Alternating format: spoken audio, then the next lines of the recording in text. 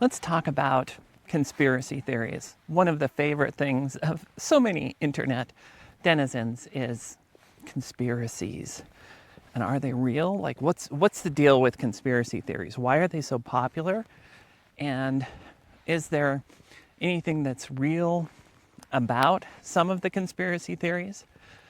It was prompted by, I watch a lot of creators online who talk about spiritual consciousness, metaphysics, whatever. It's just interesting to me. I'm doing an exploration right now, obviously, from some of my videos. And I've seen some of the creators that I sometimes follow get into conspiracy thinking, get into things like, I've heard one of them say, and I won't name names, but one of them I heard say a while ago that they saw a vision of basically like space lasers creating some rift or some earthquake or something like that. And I had a strong reaction to that as a trained scientist of like, really? Like space lasers, okay. That's going a bit far for me. But the problem is that I'm not saying that that is real. The problem is differentiating between what is a real conspiracy of some sort and what isn't a conspiracy. Like I used to have this idea that no conspiracies were real, like that all this conspiracy stuff was just bogus. It was kind of a silly thing that people engaged in, that there weren't enough people who could get together and really form a conspiracy that would be a lasting, long-term, like conspiracy thing. I just thought it wasn't really possible. I didn't believe in it. But if you were a person who was involved in creating conspiracy theories, or not creating conspiracies, but a person involved in actually doing some kind of conspiracy, wouldn't the best like psyop be, by psyop I mean psychological, like messing with people's minds so that they don't know something's going on, is to do a bunch of false flag conspiracy theories. Like to go out and create a bunch of just such insane, crazy conspiracy theories that the real conspiracy is hidden behind all of the crazy things that are out there. And that's kind of what I've come to believe. Whoa, it's icy here. I am going to turn around. Okay. It's how you know this is not AI. AI doesn't come to an icy path like that one. And anyway, I'll go the other way. So, so if you were really trying to hide your conspiracy, your true conspiracy, you would hide it under a pile of like false BS conspiracies so that everybody just dismissed it all as like, it's all nonsense, all of the conspiracies. And again, I bought into that idea that it's all nonsense for a while. And now I'm coming to a point like where I think there is some conspiracy that has happened, and it is a deeper, more well-hidden thing that isn't necessarily lasers. Like as a physics, I have a physics background, computer science background, all of that. I just have real trouble believing that we have technology sufficiently advanced that could do like space laser stuff yet. I mean, I think we might be getting there. And I'm sure that the governments of the world are hiding some things from us. But something that big, like a space laser that could actually cause earthquakes or stuff like that, that's a little bit far-fetched for me so far. But, so then what is the real, if I'm saying there might be an underlying conspiracy, what is that real one? And I've talked about it, I've mentioned it before, but I want to come back to it because it's like the central thing that I've been exploring. I think that's so important, is this conspiracy to take us from our own center, from our own power, to convince us that we are not powerful, that we are just these small little frail bags of flesh and bones who are in a vast, empty universe with no other life in it, nothing special going on here, and that we just randomly somehow, evolved into existence by randomness.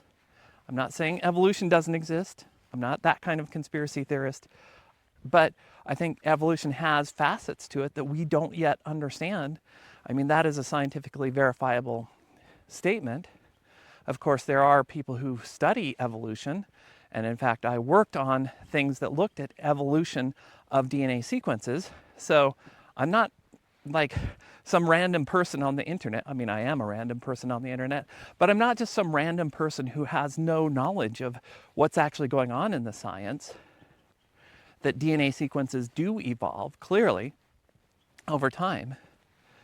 And yet, I don't know, I lost my plot there, my train of thought, because then I was like, evolution, whatever.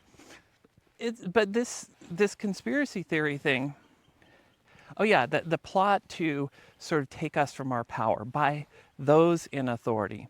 Now, whether there are true dark energies behind this, which some people say, and I have come a little bit more to believe, but I'm not a full believer in that, or whether it just evolved naturally, that, like cultural evolution I'm talking about now, like it evolved naturally, that now all of these authorities and power have found that the easiest way to manipulate us as individuals is to convince us that we have no power, to convince us that we are small and weak and we need them.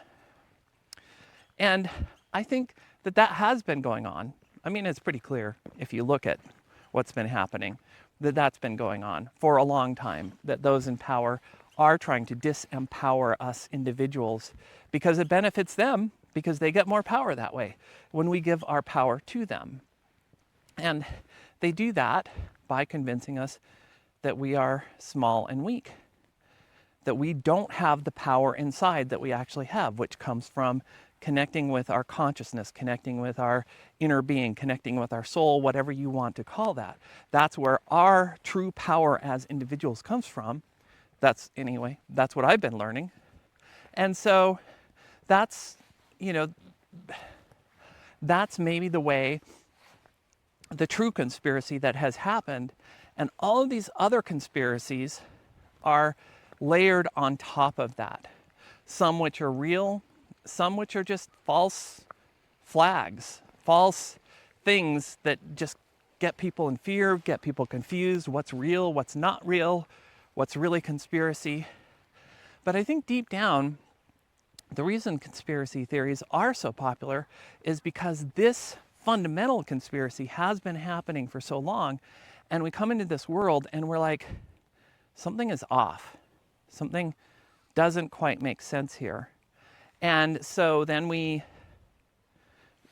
because it doesn't make sense, we have this feeling of something being off. And so then we easily get into whatever conspiracy theory comes along as the explanation that feels right for why things are off. So I've been hearing a lot about this word discernment recently. And I think discernment and critical thinking are so undersold. I mean, true critical thinking means critical thinking about everything, not just about select things that are on like the other side of the political aisle or something that you don't like. It's true critical thinking. And unfortunately, our schooling system doesn't teach that. The mass media doesn't teach that. Most YouTube channels do not teach that. They don't teach critical thinking. I mean, I was going to talk about this separately, but I posted a previous video about seeing some observations of lights in our skies that are hard to explain other ways. Somebody came in and they were like, they were very wise in the ways of science. A line from Monty Python, if you don't recognize that. Who are you who are so wise in the way of science? So this person came on and said, there is basically nothing unexplainable unexplained that's not a satellite or an airplane or a drone. And I'm like, have you been watching my skies? Like, what? There's no critical thinking there. I mean, they might call that statement critical thinking, but they are coming in with a fixed belief system that, of course, it's only certain things that can cause lights in the sky. I know what those things are. It's all clear exactly in my mind, and I know the answer. And so I'm going to then go critique somebody else because they say something else than what I believe. That is not critical thinking, people. It is not. That is the opposite of critical thinking. That is having a closed mind, a fixed viewpoint, a fixed model of the world, and that makes you so much more susceptible. Often, this conspiracy of taking away our power is to do things like convince us that there's no possibility of any other life out there.